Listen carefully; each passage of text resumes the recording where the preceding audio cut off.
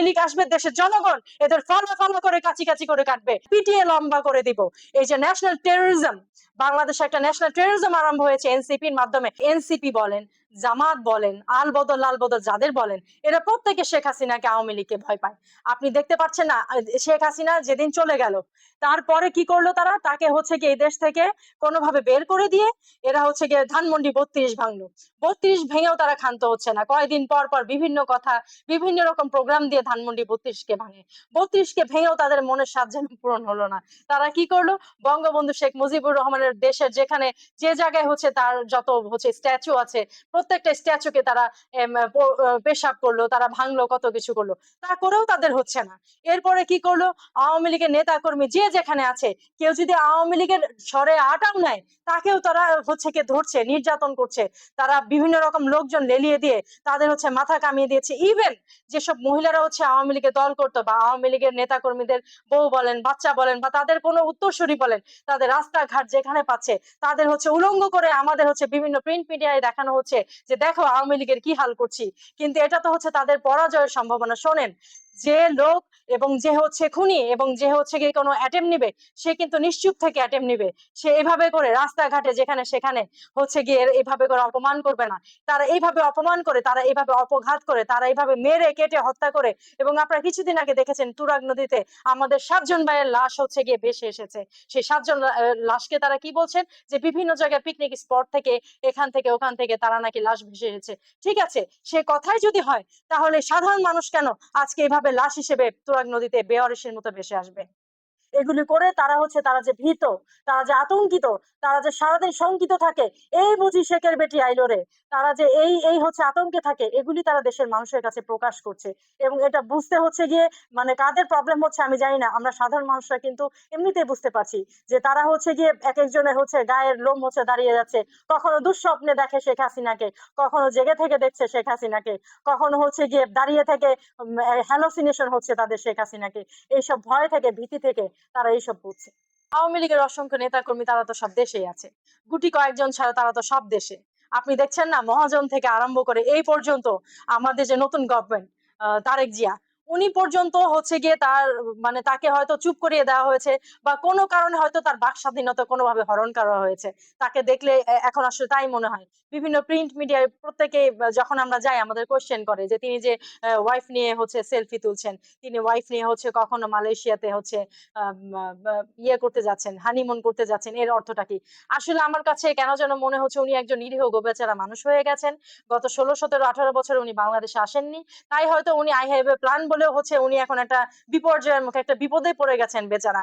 না পারছেন ঢোক গিলতে, না পারছেন বমি করে উগড়িয়ে ফেলতে। উনি এখন এমন একটা হচ্ছে যে, এটাকে আপনাদের ভাষায় কি বলে, এমন একটা চিপায় পড়েছেন। সংসদে ওনাকে সামনে থেকে বসে ভুয়া ভুয়া বলা হয়, ওনাকে বলা হয় খাম্বা তারেক, ওনার হচ্ছে বাবাকে জিয়াউর রহমানকে অপমান করা হয়। তার গায়ে রক্ত হিম হয় না, তার কোনো রকম লাগে না। তার সামনে প্ল্যাকার্ড উঁচা করে বলা হয় যে ভুয়া ভুয়া, ভুয়া সরকার। তারপরে তার হচ্ছে সরকারের লোকজনকে বলা হয় পিটিয়ে লম্বা করে দিব। এই যে ন্যাশনাল টেরোরিজম, বাংলাদেশে একটা ন্যাশনাল টেরোরিজম আরম্ভ হয়েছে এনসিপির মাধ্যমে। কখনো হচ্ছে পাটোয়ারি সাহেব বলছেন উনি হচ্ছে রাষ্ট্রপতির বাসভবন ঘেরাও দিবে, কখনো হচ্ছে গিয়ে স্বরাষ্ট্র মন্ত্রীকে ওনারা সামনাসামনি মারতে চাচ্ছেন, কখনো বলছে এই রাজুতে আয়, আমরা সবাই মিলে এই করব সেই করব। তারপরে কি মনে হয় এগুলি কি ন্যাশনাল টেরোরিজম না?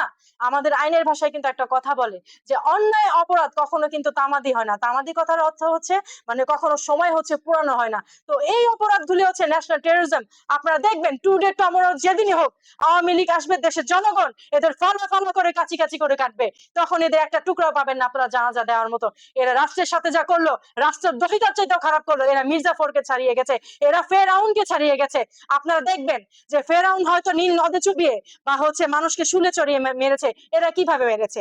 এরা রাস্তাঘাটে হচ্ছে এদের যেখানে পাচ্ছে সেখানে হাত কেটে দিচ্ছে, পা কেটে দিচ্ছে। এরা হচ্ছে বিভিন্ন লোক দিয়ে মোটরসাইকেল থেকে নেমে হঠাৎ গুলি করে চলে যাচ্ছে।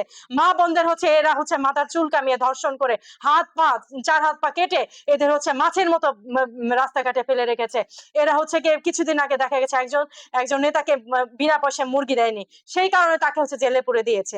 একজন লোক আপনার প্রায় ১০০ বর্ষের কাছাকাছি হবে। আমরা কিছুদিন আগে দেখেছি যে আপনার ভিডিও ক্যামেরায় ধরা পড়েছে তার বিশেষ জায়গায় তার প্রাইভেট পার্টে হাত দিয়ে হচ্ছে তার কাছ থেকে হচ্ছে চাঁদা নেওয়া হচ্ছে। কালের কোন দিন কোন সময় এরকম হয়েছে? আপনাদের কাছে ইনবক্সে যারা এসে আমাকে হাবিজাবি বলে গালি দিয়ে যান, আপনাদের কাছে অনুরোধ রইল আপনারা এরকম ২-৪ টা নজির আমাদের দিয়েন, ২-৪ টা ভিডিও আমাদের দিয়েন যে এই স্বাধীনতার প্রথম থেকে এই পর্যন্ত প্রায় ৫৪ বছর হবে। এই ৫৪ বছর ইতিহাসে কোন দিন ইতিহাসে এরকম সন্ত্রাসীমূলক কার্যক্রম এবং এরকম মব হয়েছে? লজ্জা করে না? আপনাদের লজ্জা করে না? দেশকে না ভালোবেসে দেশকে আপনারা জায়গায়, জায়গায় যে আপনারা এরকম বিক্রি করে দিচ্ছেন। আজকে দেখতে পেলাম যে পাকিস্তান তাদের বিষ মাখানো চাল চীন যেখান থেকে ফেরত দিয়েছে, জাপান ফেরত দিয়েছে, কানাডা ফেরত দিয়েছে, ইভেন আমেরিকা ফেরত দিয়েছে। সেই চালকে হচ্ছে এই বিষ মেশানো চালকে বাংলাদেশে ঢোকানোর একটা পায়তারা আপনারা করছেন। শুধু ইউনূস, শুধু মহাজন নাকি এই করে গেছে। চুক্তি করে গেছে পাকিস্তানের সাথে। কে তাকে সাহস দিয়েছে? সে কি এই দেশের কেউ? সে আমাদের জাতির কেউ? তার জন্মগত পরিচয় কেউ আমরা জানি? উনার পরিবারের কেউ আমরা? বা উনি কি আমাদের দেশের পরিবারের কেউ?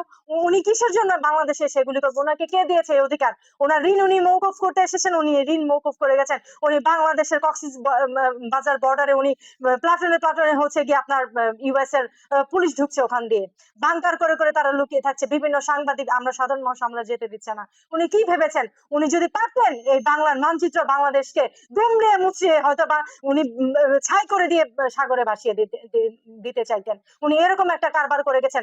আজকে পর্যন্ত ৭৫০-৮০০ ছেলেপেলে মারা গেছে। উনি হামির টিকাটা পর্যন্ত ক্রয় করেননি। কেন ক্রয় করেননি? উনি চেয়েছিল প্রজন্মে হত্যা করতে। উনি একজন প্রজন্ম হত্যাকারী।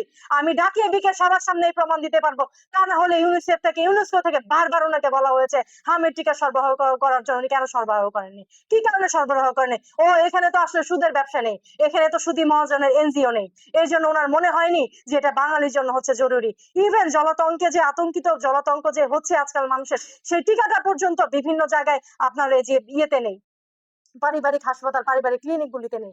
৬,৫০০ পপুলেশনের জন্য একটা জনস্বাস্থ্য ক্লিনিক হয়। সেই জনস্বাস্থ্য ক্লিনিক গুলিতে এখন কোন রকম কোন সরবরাহ নাই। উনি সবকিছু এই দেশে বন্ধ করে দিয়ে গেছেন। কি কারণে বন্ধ করে দিয়েছেন? এই যে এনসিপি নামক সংগঠন এবং এই যে সুদী ইউনূস মহাজন, আপনাদের যে কি বিচার হবে? রিটার্ন লতে তো আপনাদের বিচার হবেই। হয়তোবা এমন আছে যে সমুদ্রে যাবেন মাছ খেয়ে ফেলবে। হয়তোবা এমন আছে এমন কারো হাতে কাটা পড়বেন আপনার এক টুকরা মাংস আপনার কেউ ইউএসএ তে গিয়ে দিয়ে আসবে না। আমাদের হচ্ছে গিয়ে বাংলার ৪৫০ বছর ইতিহাসে মীর জাফরের কি হয়েছে, ঘসিটি বেগমের কি হয়েছে এবং তাজউদ্দিনের কি হয়েছে, এরা প্রত্যেকে অপঘাতে মারা গেছে। এই যে ভুট্টো সাহেবের পুরো পরিবার এরা অপঘাতে মারা গেছে। এরা পাকিস্তানধারী হয়ে তাদের ওখানে কেউ গুলি করে মেরেছে, কেউ চাকচাক করে মেরেছে, কেউ ভাতের সাথে বিষ মিশিয়ে দিয়েছে। আপনাদের অবস্থাও এমন হবে। কি ভেবেছেন আমরা মরে গেলেও ইতিহাস থাকবে?